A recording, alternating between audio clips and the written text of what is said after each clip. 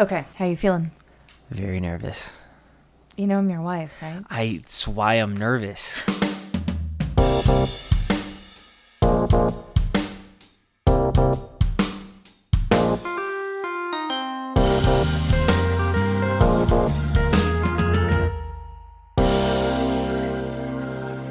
Hello, print friends, and welcome. I'm your host, Miranda Metcalf. This is a bilingual podcast, so if you subscribe to us, you'll be getting episodes in English with me, as well as in Spanish with Ronaldo Gil Zambrano. Together, we speak to people around the globe about their practice and passions in the field of print media and multiples. Hello, Print Friend is brought to you by Speedball Art Products. In 1915, Ross F. George published the first edition of the Speedball textbook, which quickly became the superlative resource for artists and letterers of all ages and skill levels. This is a great resource for the gig poster gang or folks who just want to develop their fonts and letter forms for screen printing and relief. In celebration of the 105th year anniversary of the edition's first debut, the 25th edition of the Speedball textbook has a convenient lay-flat construction and 120 pages of examples, contributors' works, and innovative technical insight that is sure to inspire and appeal to scribes and enthusiasts across the spectrum of experience. There's a link in the show notes. This episode is also brought to you by Legion Paper. Legion Paper is a fine art paper company representing the best papers in the world.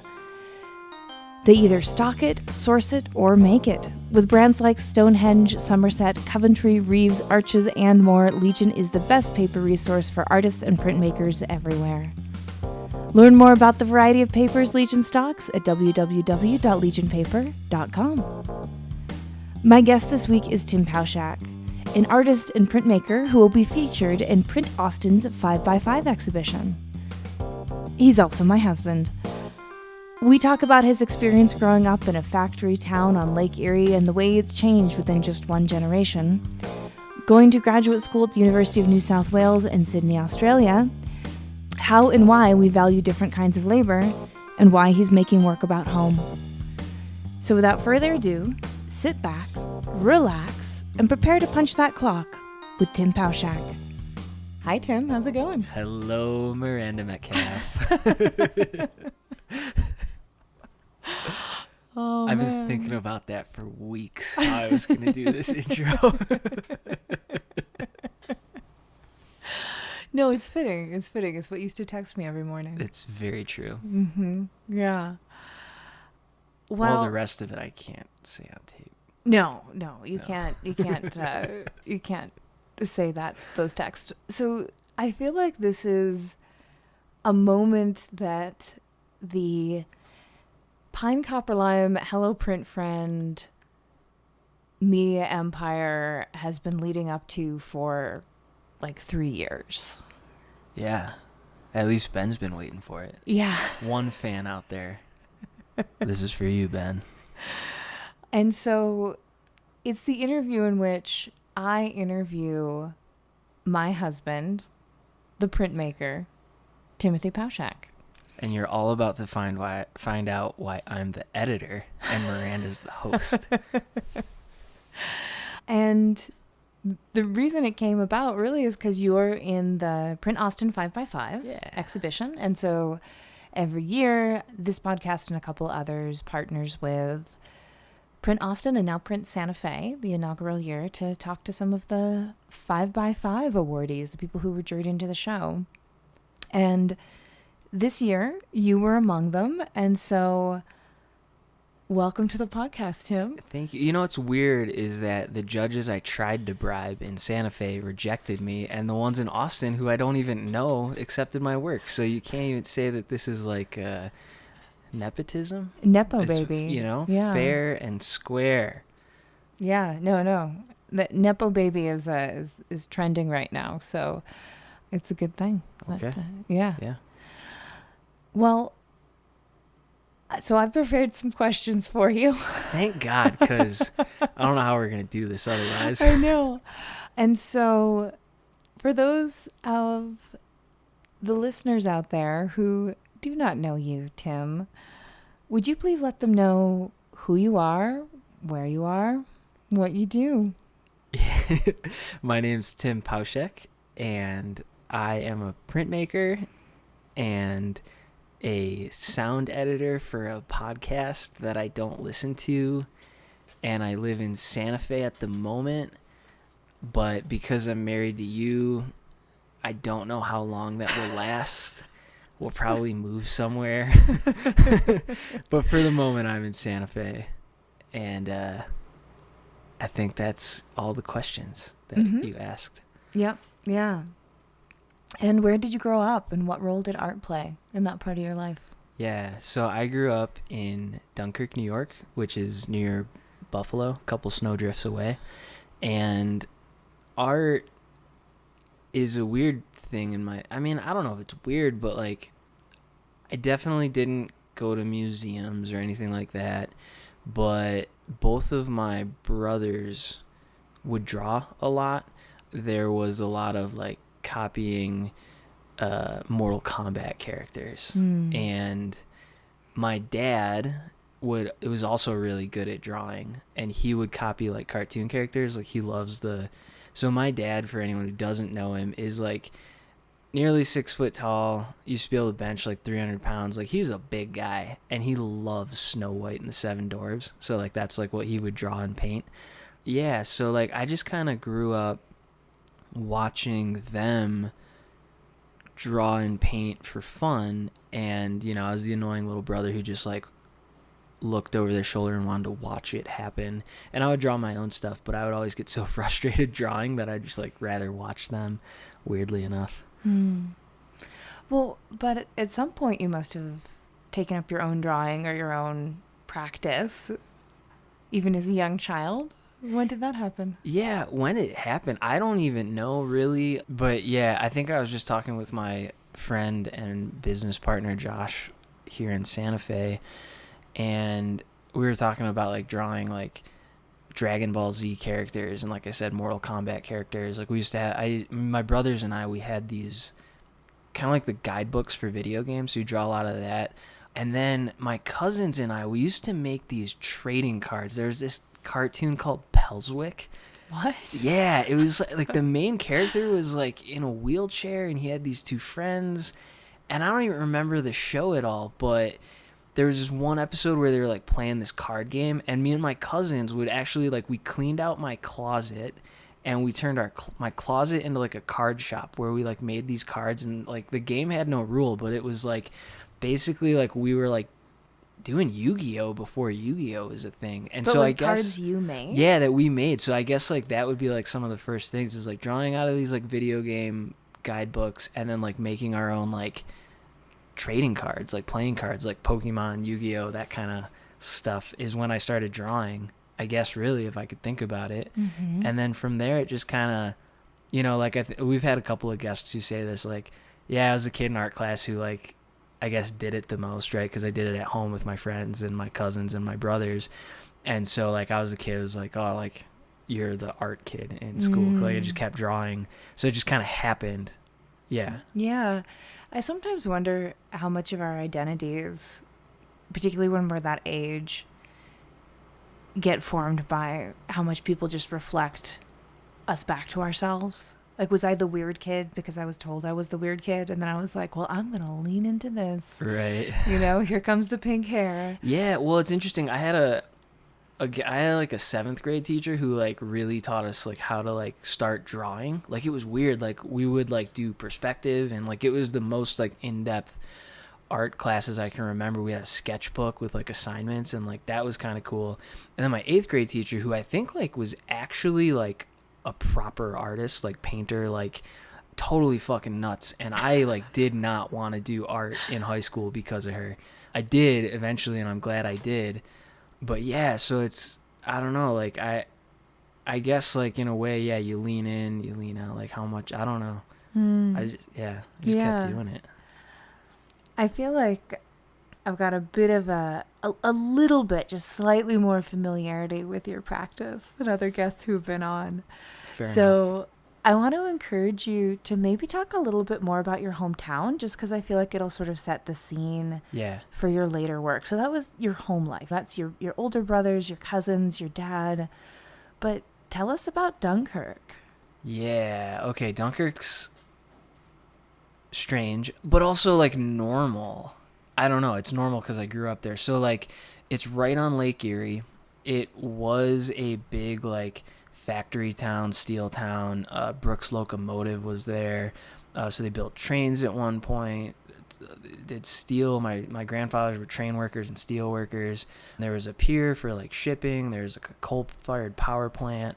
And like I don't really know exactly the history, and like who knows how much is like fact versus fiction, because like that's a big part of like growing up there is like a lot of nicknames and teasing and storytelling, tall tales. Yeah, like, and so, and we'll probably get into some of those stories later, but like it used to be a booming industrial town, and then everything moved to Buffalo, and then everything moved south. So it's now the area of called the Rust Belt, is like that old steel town. And it's weird. Like it used to be, I would hear these stories that like, if you didn't like the job you were at, you could quit, and by lunchtime, just walk down the street and have another job. Now it's kind of like, and this was probably the same way then, but now that's kind of gone. But like you can walk like one block after one block, and if you only have like one drink every bar you hit, like you're gonna be fucked up in like a couple of blocks. So by lunchtime. By lunchtime. Probably before breakfast, actually, if you're working third shift. There's a couple of bars that like they're open, and that's like an interesting thing too. Like Erie County anyway, not Chautauqua County, which is where Dunkirk is, but Erie County where Buffalo is, like bars are open till 4 a.m. and that's like a holdout from that like Rust Belt steel factory era where like guys getting out of second shift could stay out later and get drinks. But there's still bars that are open, like the Vets Club that I used to go to that my grandfather founded after World War II with some of his friends. They're open really early. Like you can go get a drink at like 9-10 in the morning because you're getting out of work on your third shift, and so like you can go get a drink at like 9 o'clock in the morning. So it's this weird like hardworking, joke telling, teasing, loving, but also definitely like not politically correct, alcohol fueled weirdness of all sorts of shit going on. Yeah. Could you tell the story, and I hope I get the setup right? Okay. But the story of, is it your grandfather in the train? Yeah, so my grandfather, like I mentioned, Brooks Locomotive, they used to build locomotive engines there. And when my grandfather was in the Army, he was in the Korean War, and he was, I forget where, somewhere they're traveling out west, getting ready to be shipped out or whatever, and one of the like privates in his troop or something like that looks at my grandfather. He's like, "Oh, where are you from, Bob?" Like probably some hick town I never heard of. My grandpa's like, "Yeah, okay, whatever." He just kind of keeps his mouth shut, which is weird for my grandpa Bob because he's more of the hothead, which is where probably I get it from. And but anyway, they get further out west, and they're going up like a mountain pass or something. Anyway, they got to change the engine on this train. They got to switch it out so that they can get over these mountains. And on the side of the locomotive says manufactured in Dunkirk, New York. And my grandfather looks at the guy and says, "That's where I'm from." So that's kind of the train story. Yeah, because it was like the more powerful train. Yeah, exactly. Yeah, exactly. Yeah, I just feel like that story always makes me a little bit emotional to hear. And I think there's just a lot in there, not the least of which is a time and a place in our country where manufacturing was a source of pride, not only for the towns, but of course for the people in the towns. Yeah. That someone could be proud of what they made or what they were part of making or what part of their people made. Yeah. And that there's just a kind of honor in that, and knowing that the gutting of that industry and the real economic blight that followed it, just sort of knowing all the trickle down effects that's had to the core of our country, to our country's values. And for me, it's like all summed up in that one story from two young boys heading out to the Korean War. Yeah, totally. And, and like you said, it carries through those areas where it used to have this like sense of pride. And now music was a big part of growing up for me. And I was at a Dead Heart show in Buffalo, and the guitar player, the bass player, one of them, said something about Buffalo, which is like, we love being from here, but we hate being here. And I think that kind of is like the more recent truth of that is like certain things have been lost, and you love this thing you call home, this place you call home, but you also realize that like in a lot of instances, like you've got to move away. And if you don't, you kind of can get stuck in a weird way. Yeah, absolutely. I feel like we could fill up the rest of the entire podcast talking about the decline of American manufacturing and the economic and social consequences, because I know it's something that's deep in your work, but I think we'll probably circle back to it. But I want to make sure that we now get a chance to talk about how you came to printmaking. I took art classes in high school, and I think it was junior year, like the end of my junior year, I got the chance to make printmaking, like to do prints in high school. And the way that came about was MC Escher was my favorite artist, right? And I was looking at my teacher, and I was like, well, MC Escher does drawing and painting. I'm going to be doing drawing and painting. And my teacher, who had an MFA in print, I think, or was working towards one, he's like, well, no, he does prints. He's a graphic artist. He does printmaking. And I was like, okay, well, so do I. I'm a printmaker. What's printmaking? And then that's when he showed me, and I made my first dry point etching on plexiglass and a lino cut, and it was fucking awful. The lino was, I don't know, probably like a century old and like brittle and like was just miserable and to carve. And you have the dullest tools. Well, probably. The tools were super dull. They were the Speedball lino cut tools, and Speedball's our sponsor, so yeah, no, nothing against the tools. They were just really old. I'm just telling you. But so then they switched me to wood for woodcut, and so I was using fucking pine, which is why I told you it should never be pine, copper, lime, because carving pine sucks. Not even pine plywood, just like planks of pine with Speedball lino cut tools, and I was miserable, but I also loved it. It was like it was the best. I just felt right. It was like, yeah, okay, I'm doing this. And all my prints are terrible, and I still have them, and I show them whenever I teach, and I'll like show my woodcuts from like after undergrad versus my first ones when I started. Why do you think that was? Why do you think it kind of lit you up in a way that it sounds like drawing and painting hitherto hadn't? I guess in a way, I don't know. I don't know. Maybe I liked making things. Like I want to, because of what you were saying of this like lost identity and like manufacturing and pride in that, I want to like put that back on my like 16-year-old self. I'm sure that's bullshit. I just liked it. Yeah. I think I just liked it. I too was thinking about, maybe artificially or not, drawing a line between your lineage of people who make things with their hands that is a little bit arduous and a little bit precise and a little bit needing some elbow grease. Yeah. And printmaking. Yeah, well, and I'm not sure where your questions are going, but there's a little bit more of a connection with my family lineage and printmaking that I'm sure we'll get to later. Yeah, I don't know. I really think a lot of it was like, Escher did it, I'm going to do it. Yeah. I really do think it was probably mostly that. The labor that goes into printmaking is what has come out of the practice since. I think it was probably like, I just loved Escher. I want to make this stuff. I totally ripped off a bunch of his pieces when I was in high school. Yeah, like as you do. should. Yeah. And then it kind of came into the labor thing as I went on through college and graduate school. So When did you start making work about home and family and where you're from? I think I started making work about home my junior year of college, I think.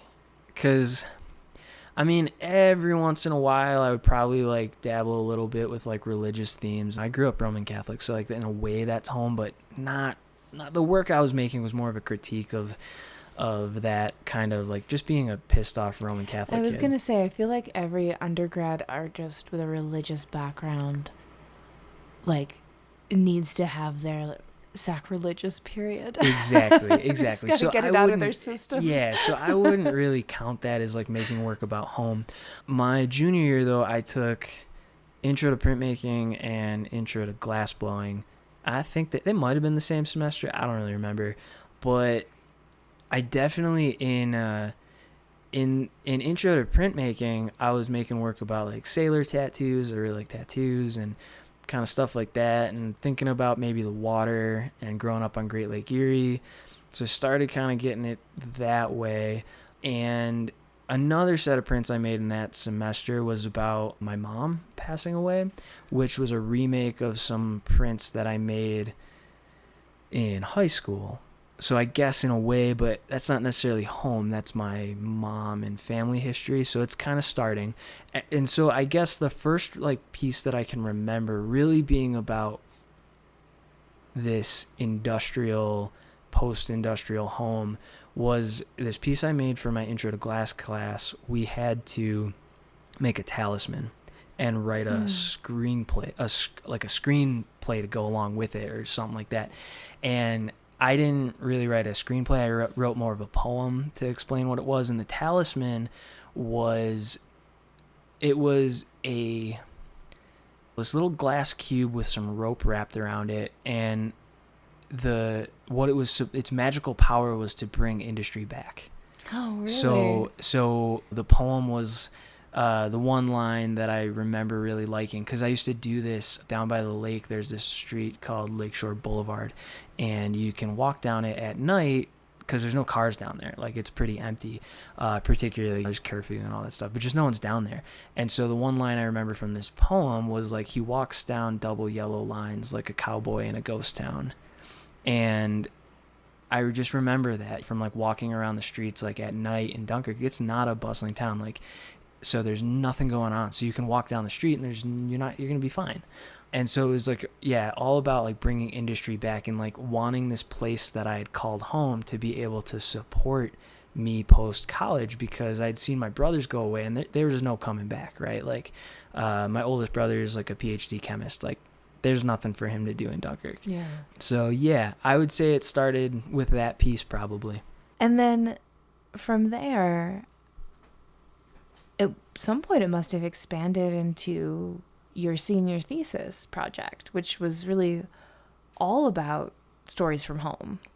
Yeah, so I don't even know how that really happened. I had just gotten back from Christmas break and I was at the coffee shop and I was in my sketchbook and I just remembered my grandfather, same one with the locomotive story, and this story about him playing this drinking game. Mm-hmm. And I just sketched out this glass of beer with 2 raw eggs in it, which is like the punchline of this story. And, you know, I just made this one drawing and I was like, this is pretty cool. And then we were in our class and we were talking about what we were going to do and blah, blah, blah. And I was really at this point already starting to like have the imposter syndrome or such that you need to have, which is like, I want my work to like really do something, like change, like be like a really big statement. Like I think at the time was like freaking out that I wasn't gonna like change the world or do shit like Ai Weiwei or whatever. And I was like, oh my God, like what's the fucking point of making work if my work's not gonna do that? And I showed this drawing to my professor, Laurel Carpenter, who's awesome. And I forget exactly what she said, but like she said something to the effect of like these stories, like making work about this place, like this can change the world. And that like kind of stuck with me. And I was like, okay, like I'll I can make, like, it was kind of someone saying, like, you're allowed to make this. And that it didn't have to, I don't know, completely rebel against the oppressive forces of blah, blah, blah, blah, blah, whatever. Like, I was allowed to make people happy, to laugh. And I think that was part of her advice, was like, you're putting good stuff in the world. That's good. You're allowed to do that. I'm guessing that you're probably not alone in being a young artist who comes in kind of with that drive of, I need to be Ai Weiwei, you know? Yeah. And that part of, I think, learning about art and why people connect to it, at least for me, and I think the way I connect to it, is the beauty in something being so specific. Like, it doesn't, on a way, like, it almost doesn't matter what the art is, as long as it's the essence of the thingness that it's going for. Yeah. And sitting in our home, looking around at the art collection that we have, which is very eclectic, is kind of make me think about that. You know, like, we have a Mike Pennekamp I can see behind you. Yep. And it's of a UFO. But the entire energy of it is so very much UFO-ness. It is UFO-issimo. Yeah. And it's very specific. It's telling a specific story. And so I think maybe learning that the art can be that expansive is maybe a really important lesson for young artists. Yeah. And I don't know, like, now that you're talking about that, like, we've also got Nathan Melt's Robot Rabbits, Yep. Watership Downs here. And, like, that print, you saw it and loved it, and we got it and we framed it, we hang it up, and it makes us happy. It brightens our day. That does so much more. Seeing you happy looking at that print does so much more to better my life than Ai Weiwei giving the finger to what is it, the Forbidden City, I believe, or that photo that he took. Anyway, the point is, like, Nathan could have argued while he was making those rabbits, like, oh, this isn't going to be Ai Weiwei, but, like, truly that piece has affected my life more dramatically than some of the quote unquote great pieces of art. Again, I don't know if you've got questions leading to that, but that thing, the, like, what affects artists more than the quote-unquote great pieces out there also plays a pretty big role in my thinking about art. Yeah. So you go to Alfred University for your undergrad, and you do chemistry and fine arts, and you have this show where you have all of these prints and their different stories and different jokes, even just from your family. And you're selling them all $20 no holler. Thank you, Martin Mazora. Thank you, Martin Mazora. And then you graduate, you go to work in a factory for a bit, and kind of discover how difficult that really is. I lasted 6 months and threw in the towel. I was a professional prune juice taster. Not really. I did more than that, but it's grueling. Yeah, I couldn't hack it. And you end up going back to Alfred, and you're a tech there. And then you meet a visiting scholar, and you guys get married. Yeah, I had questions. And you had answers, and I wanted them. Yeah. And some other things. Answers. But at this time, we're dating and engaged and married. You're applying to graduate school. And, you know, despite the fact that your work's very much placed in Western New York, we end up going to the University of New South Wales. Yeah, a little further away. A little further away in Sydney. And so you and I, in our greatest act of hubris to date, hopefully never to be matched that again. One just like is the pinnacle, and we don't try and outdo that one. Yeah. I ain't gonna make it out alive if we try and top it. We move in together, get married, and move across the country to start graduate school within a 6-month period. Yep. And so, how'd that go? So, yeah, you were a big help in getting me into graduate school. And how did it go? God fucking damn it. It was brutal. I didn't handle it well. It was weird because the things I thought were going to be really challenging, like I thought the critiques of my work and all, and like having to like produce a whole bunch, I like thought that was going to be the hard part. And what really shook me was being away from my community. All of these people and comforts that I relied on to kind of keep my unbeknownst to me anxiety in check wasn't there anymore. My safety net was gone, and I couldn't figure out how to fit in. I was angry all the time. It was a classic, I was a piece of shit at the center of the universe. I either thought I was better than or not as good as everybody. And I just couldn't figure out how to do life. And yeah, I learned a lot about reading and writing for research, and I learned a lot about my art practice, but what I really learned a lot about was myself. And maybe that sounds a little cliche, but yeah, I think I came out of graduate school with on one hand completely shattered, and on the other hand feeling like, okay, like I know who I am.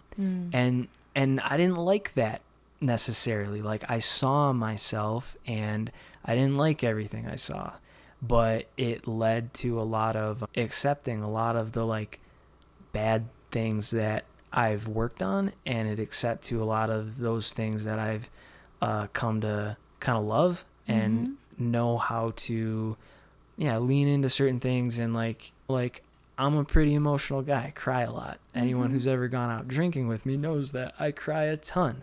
And that's not a bad thing. But after grad school, I getting sober, it was like I learned that like being emotional is not bad, but I know now kind of more how to do it in a healthy way rather than a bottle it all up and let it all out at once when I'm shit-faced.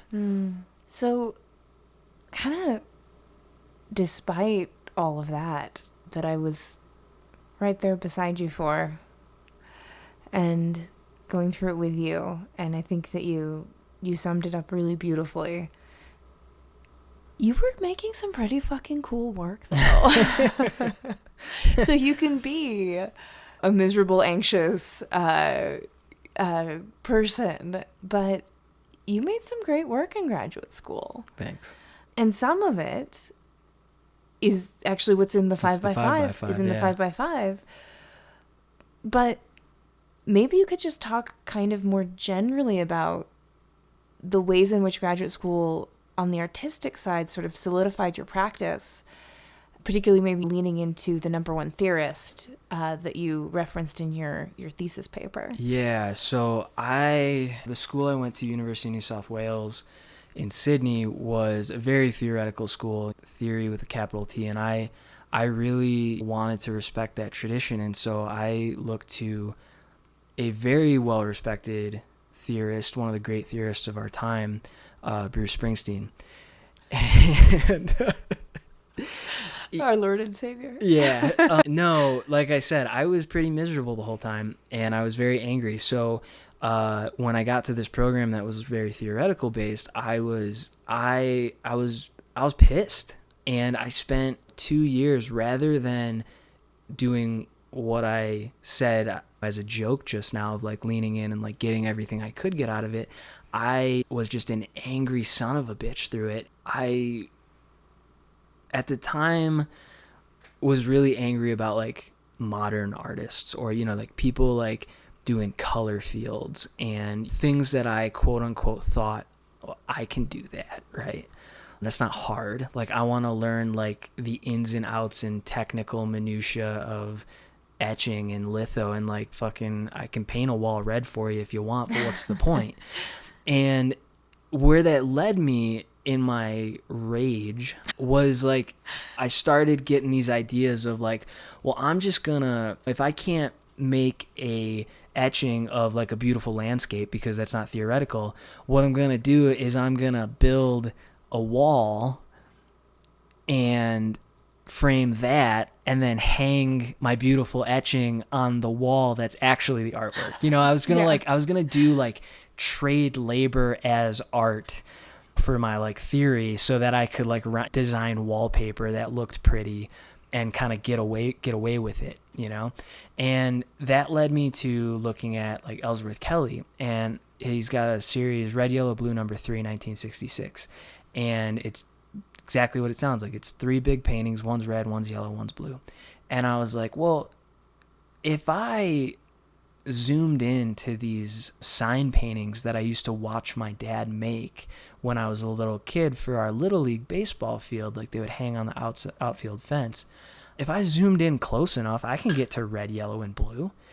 And so I started doing that. I started like recreating these signs that my dad painted, but only painting a cropped up portion of it. And one of them actually was eventually like completely yellow. And what I ended up realizing is like trying to get this flat piece of yellow completely flat. I couldn't do it because I was painting and it had texture. I just couldn't get that away. And so I started thinking about how like your materials that you use really matter. You know, like if you want that perfectly flat, smooth, you go and print it. Mm-hmm. If you want texture, you go and paint it. If you want it to be sculptural, you use ceramics or glass, or the materials matter. And that kind of got me into some actual theory with a capital T of new materialism, where mm-hmm. your materials are a collaborator. And yeah, so like it started out with rage and pure hatred and lived there for at least 2 years, but it moved on to something a little more insightful, I think. Mm-hmm. And like looking at like the skills that my dad taught me, who's a quote unquote just a factory worker. And I was like, wait a minute, I'm using these skills in graduate level art school. Like my dad's got to be something more, like there's more here. And yeah, that work eventually led me to my final thesis, which was, it was gonna be, my whole like thesis statement was about like, can I like make my dad an artist? You know, it was my thesis statement. Like, can I make a factory laborer the same status as a fine artist? Right? Because you have an undergrad sociology that'll talk about this. You have prestige and you have like money, basically. And like you can be making a lot of money and mm-hmm. not have a lot of prestige. You know, go be a plumber. You'll make a lot of money, but you're a plumber, right? People look at you like a plumber. Go be a college professor. You're probably not going to make that much money, but fuck, you're a professor mm-hmm. at a university, right? So I was trying to balance these two things out. And I was going to make these like images about my dad's work shirts.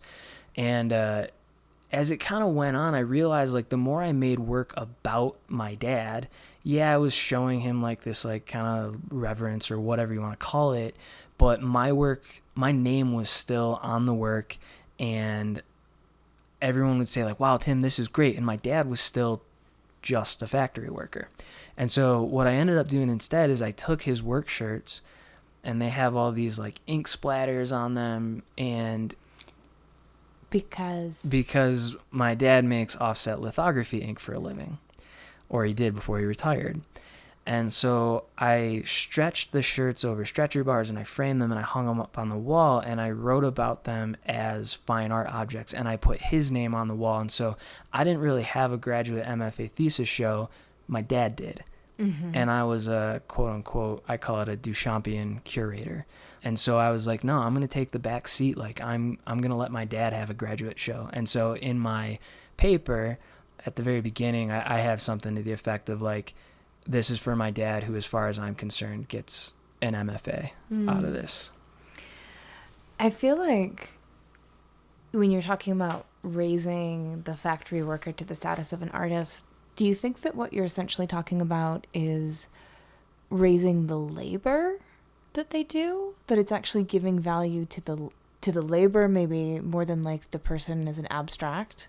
Yeah, definitely. It's valuing skill and craft and those things like we were talking about at the beginning with the locomotive. Like those things take. I mean, my dad knows more about litho ink than I ever will, right? You know, I got into Tamarind. I'm a fine art printer. People call me a master printer. Blah blah blah. But my dad, who makes litho ink, and my uncle, who's a commercial offset lithographer, they know more about printing and ink than I ever will, guaranteed.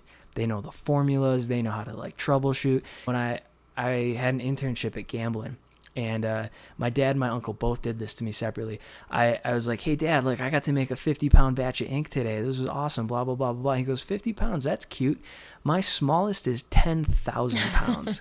And my uncle, like we were talking with him, I print like maybe the biggest edition I've ever done is 50, and there's like some wiggle room in there, right, for like what they look like.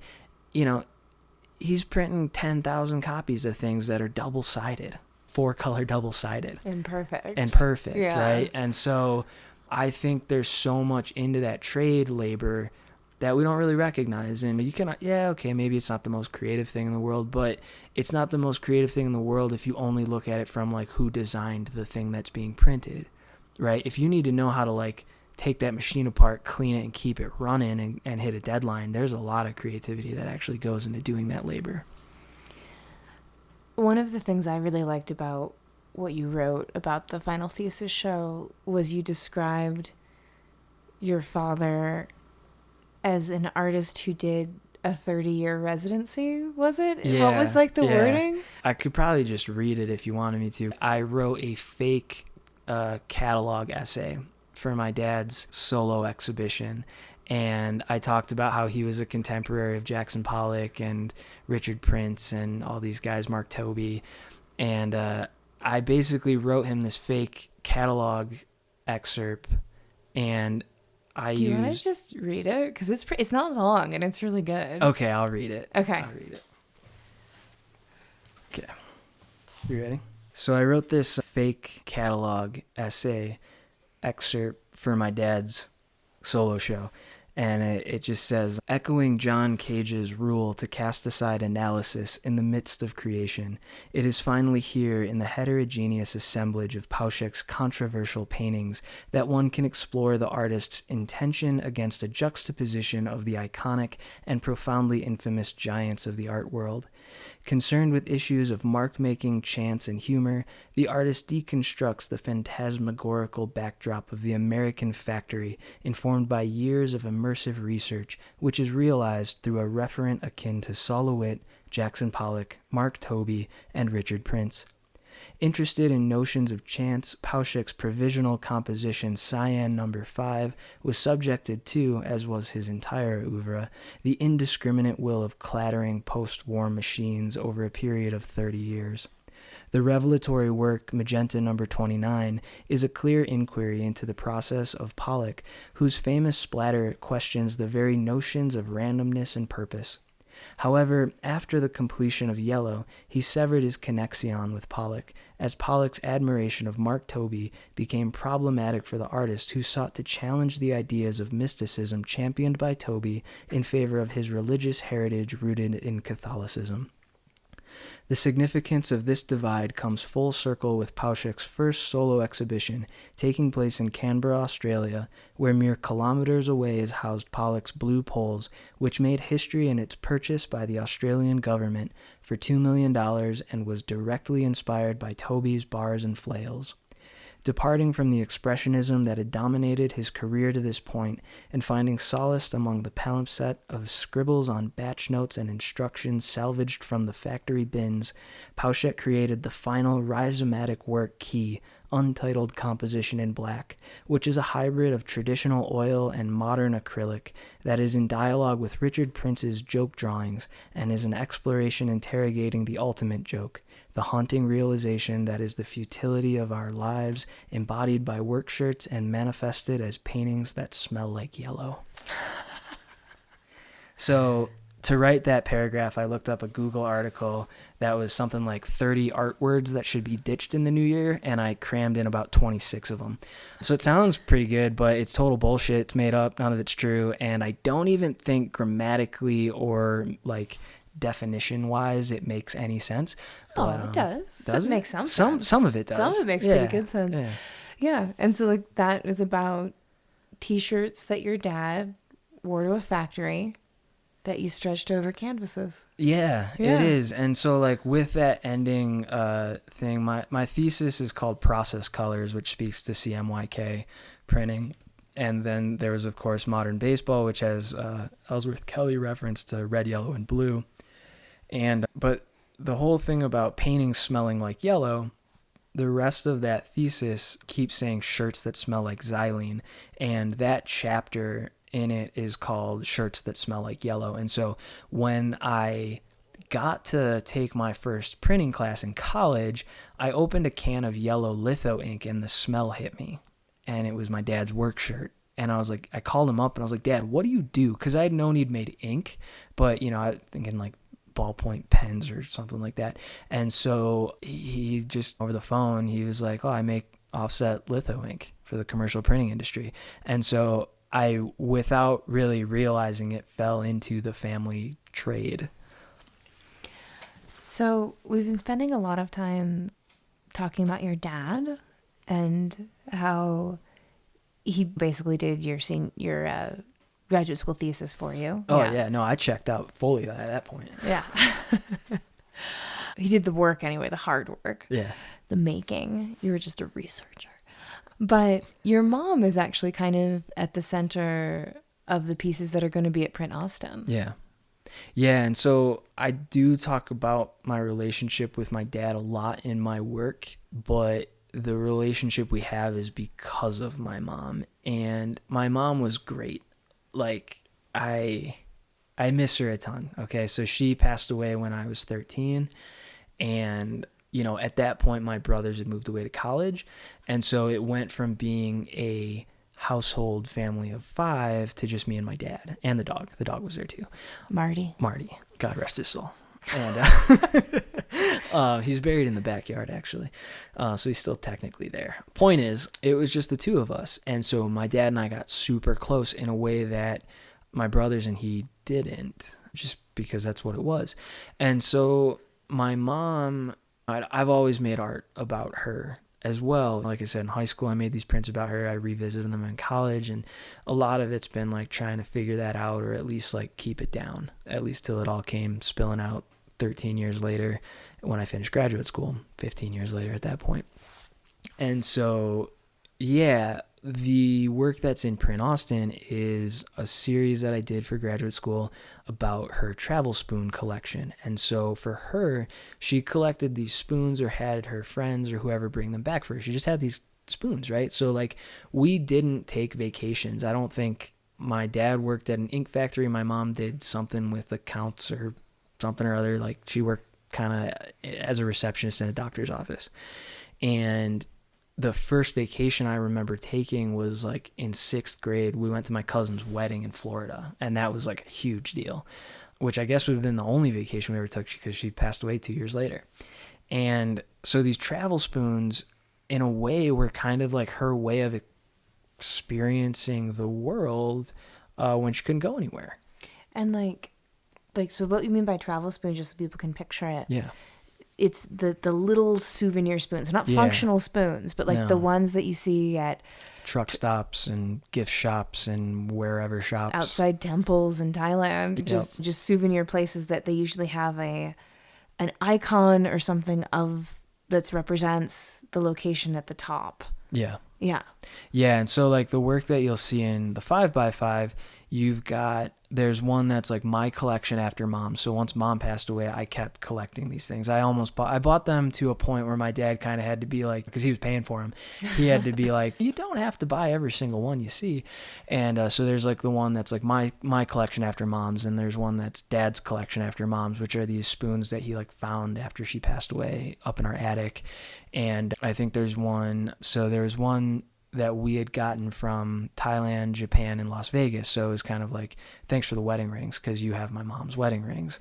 And so it was like, Is like Thailand, Japan, and Las Vegas. That's where we got married in Vegas at SGCI, where we flew through on our way to our honeymoon in Japan, and then we did our honeymoon in Thailand. So it kind of, they all kind of tell these stories.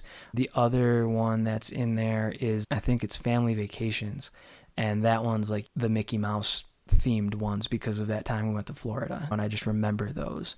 There's another one in the series that's not in the 5x5. It's like Mom and Dad, and that's a Mickey and Minnie Mouse one that they probably got on their honeymoon or something. And there's one titled Brothers, where it's 2 Eiffel Tower spoons, one that Matt got and one that Ray got, and just they each tell a story. And so the spoons themselves represent these mile markers. Las Vegas before and after, the ones she bought in Vegas when she went, the ones I bought when she was gone at our wedding. Vermont before and after, when she went to visit her brother, when I went later in life without her.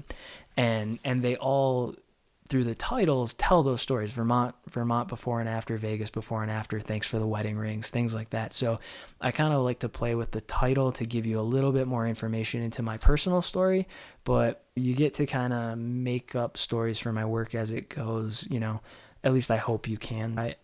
I tend not to, even though everything I draw is pretty personal, it's usually, I hope, vague enough that you can bring your own narrative to it. And if you want a little bit of insight into my work, you can read the title usually. And that gives you maybe a jumping off point of where I might be coming from. So why do you think you're drawn to making work about your family and about where you're from? I have no idea.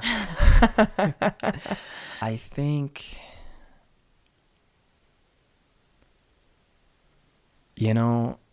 I guess if I have to figure it out right here, right now, it's like I miss this thing I had. Like, I knew life a certain way and things were easy. And yeah, and then when Mom died, it was like everything got harder, and I grew up a little bit faster than I would have liked to.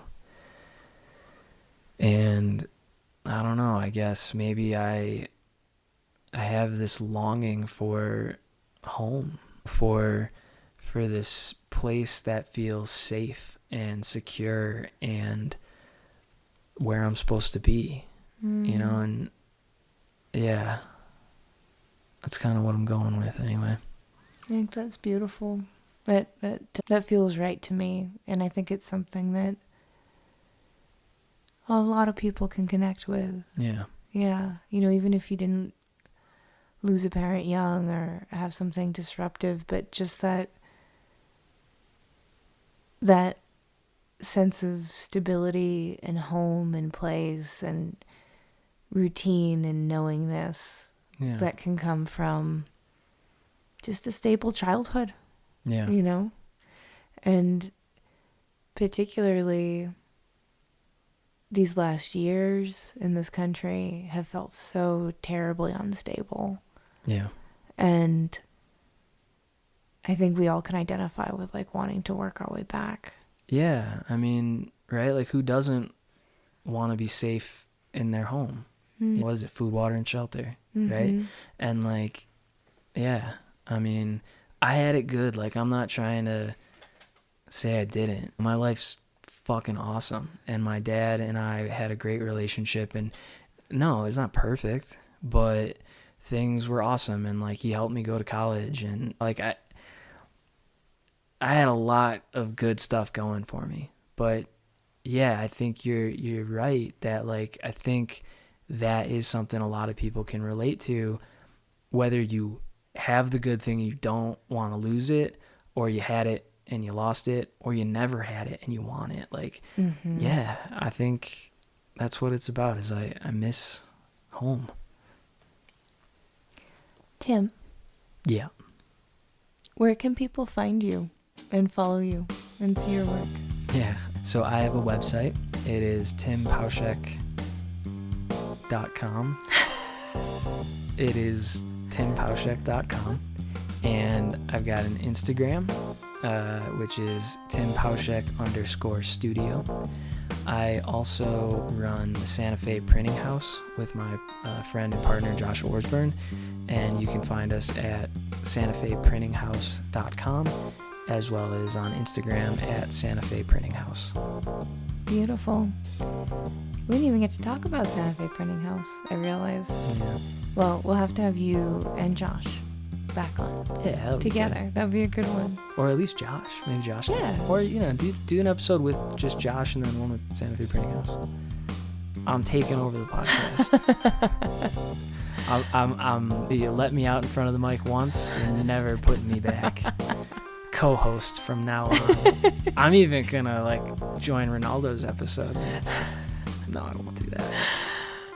Well, Tim, you remain my very, very, very favorite person to talk to. Thanks. I fell in love talking to you because we were long distance and all we had was talking.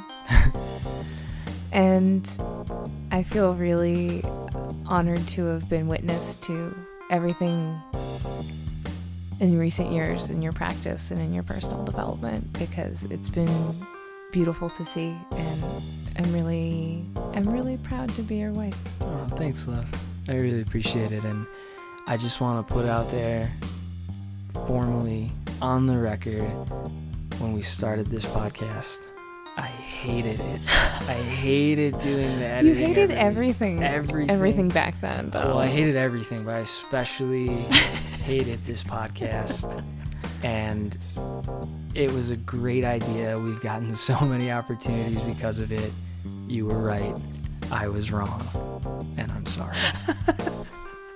If you like today's episode, we have a Patreon where you can help us keep the lights on and get bonus content, like Shop Talk Shorts, where our editor, Timothy Pauszek, digs deep on materials, processes, and techniques with past guests.